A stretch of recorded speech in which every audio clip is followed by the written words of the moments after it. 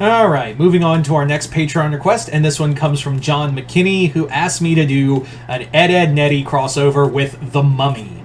As always, if you guys would like to have a Patreon request done, just hit the link below, head on over to my Patreon, where you guys can start sending me requests for videos to do here on YouTube once you hit the 3rd tier. It also lets you check out all the other stuff, like the videos exclusive over on Patreon, like movie reviews, polls, shit like that.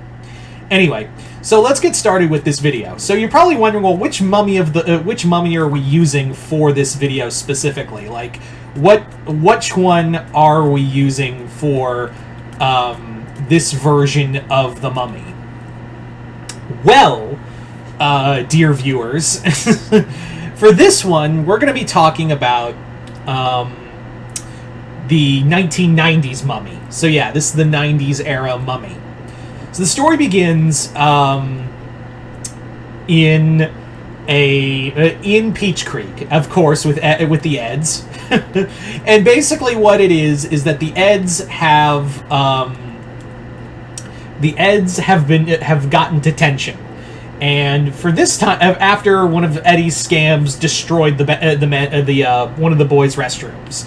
So, in order, as penance for what they have done, basically what they have to do is clean out the storage room deep in the catacombs of the high school.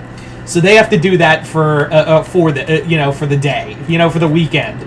And Double D's like, I'm going to be sick. The fact that we have to stay, I've gotten detention because of you, and now I'm forced to clean the most filthy, parts of this school. And he's like, and Eddy's like, shut up and just clean, sockhead. So as they're cleaning, Ed's like, hey guys, I found something. So Ed runs over and shows them basically this old canobic jar, and Double D's like, my word, Ed, you found a canobic jar, and they're like, what jar? And he's like, it holds the organs of past pharaohs, but what's it doing in a high school in the middle of nowhere? So Eddy, however, is like, who cares? We're gonna be rich. And what happens is that as they're going through the other stuff, because Eddy's now like, hey, if we find these, and Ed's like, oh cool, I want to see organs, and Double D's like, no, you can't see you can't defile the dead, but maybe we can find the others here, and maybe we can figure out what's it doing here in this high school. So the Eds instead of cleaning, they instead proceed to go around and try to figure out where is these other canobic jars. It isn't until a little later that they discover that the canobic jars in question are all scattered throughout the old in the old basement. That's also when the Eds discover an old journal. This journal was written by a former principal of Peach Creek, a former Peach Creek High principal. Essentially what this is that this principal was in his younger years was an explorer and had gone into Egypt to find to find Hamunaptra. Can't say that word. So I can't speak, apparently. I can't say that word. Hamunaptra. And he went there to find like a city of gold, and he's like, and Double D's like, please, while it's cool that he was out looking for it, Hamunaptra was basically Atlantis for Egypt, but it was full of gold and whatnot. But what happened was it was already destroyed. It was already like the city itself was destroyed. But he did dig around and discover these old canobic jars that had been lost to time, and he brought them over, but he did say, like, I did bring the whole chest over, and I also found this old chest, and basically he talks about finding it, but it was broken, and finding the old Kenobic jars, and that was all he could find, and he wanted to sell them. But he also heard about like a curse, and he also studied like these old, he also studied ancient Egyptian magic. And Double D's like, oh my, he was just it seems like in his younger years he thought magic was a real thing, and was just out for the exploring. While I do appreciate a good exploration, I don't appreciate it being blinded by magic. So they keep reading, and they discover that that the former principal jotted down several forms of the old magic, one of which was to time walk. And Double D like translates it roughly. Sorry, oof, that was my neck was a little stiff. Double D proceeds to like translate the old text just for shits and giggles. And the Eds are sent way back to the 1930s, specifically 1930s in Egypt, and they're out in the sands of Hamunaptra, right when Rick O'Connell and Evie had also arrived. So the Eds are like, they're all freaking out, and Rick and everyone else is like, how the hell did 3 kids from America get here? And Double D's like, this is impossible. I can't believe we've traveled through time, Eddie. We've done the absolute impossible. And Eddie's like, holy crap, Double D, you sent us to you Back to the Futured us. Do that again. Like, we could go, we could make fame. We could get fame and fortune and glory, Double D, forever. And we could pull dinosaurs out of our ass and whatnot. And Rick's like, hey, excuse me, yeah, hi, sorry, you didn't explain what you were doing here. You still haven't explained what you're doing here. So they basically, the Eds kind of like make up a story. Like Double D makes up a story because they're like, there's no way they're gonna believe we're from the future. And they basically say,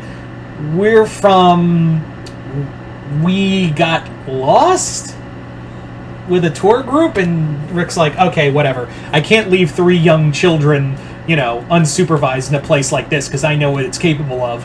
So, introductions are in order, like, Evie, Jonathan, Rick, they all, like, take in the Eds, and actually have his, like, and Rick's like, think of it this way. We now have an extra set of hands to help us, dig. And Eddie's like, I'm not digging. And Rick's like, yeah, you are. And he goes, yes, I am. So the Eds help dig up the body of Imhotep. This all and Eddie and Double D thinks this is amazing because 1, they've time traveled, and B, he's actually on an Egyptian expedition, something he's always wanted to do in his childhood, but now he's actually getting to do it. Meanwhile, Eddie has kind of separated from the rest, and now he's kind of like been wandering around and found his way to the American side, who have dug up the old Imhotep's chest. And of course the Humdai curse that comes along with it. It's about this time that, of course, Benny freaks out and runs, and here's where we get the alternate time, because everything plays out with the Eds there, who are still like, holy crap, this is insanity. But now, instead of Benny who encounters Imhotep when he awakens, it's Eddie, and Imhotep, shows him the gold and whatnot, leading to Eddie going, I'm in. He's like, I'm your guy. So Eddie works with Imhotep, while Double D and Ed try to work with Rick and Jonathan and the others from, dying in the end of the world. So it leads to a lot of stuff. Even Double D, it leads to a lot of chaotic moments And even like Double D, like, Eddy, how could you? And he's like, gold, but gold, Double D, but gold. That's you know, and Double D's like, you can't spend the gold if the world comes to an end. And he's like, I mean, I could in the final moments. I mean, we could get so many jawbreakers and savor them while the world ends. We could do that. So Double D, seeing that this insanity has gone on long enough, essentially has to go out and find the old Egyptian spells, leading to him finding an old spell book in the library and finding the spell he used to time walk back to the future, leading to the Eds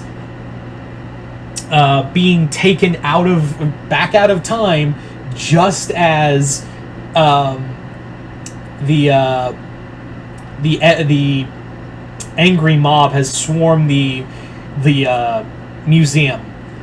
The Eds get pulled back to their original time, and Double D's like, "Why did you let Double D? We could have had so much gold." And Double D's like, "I'm sorry, Eddy. Apocalypse doesn't. An apocalypse can't clear your conscience." And Eddy goes, "Yes, it can, but it's clear that they still won because there's a future. Like, there is a future, and Imhotep didn't win. So they're like, whatever, whatever. I'm just saying, like, we could have lived like kings." And as they walk out, they see Peach Creek isn't as it should be, and the world has been altered because Imhotep in this timeline did kill Evie, resurrect the Nux on a moon. Rick didn't stop him, and now the Eds are living in a world controlled by Imhotep. And that's where the story ends. It's just like, oh, so it's kind of like a Tales from the Crypt kind of ending. So there you go.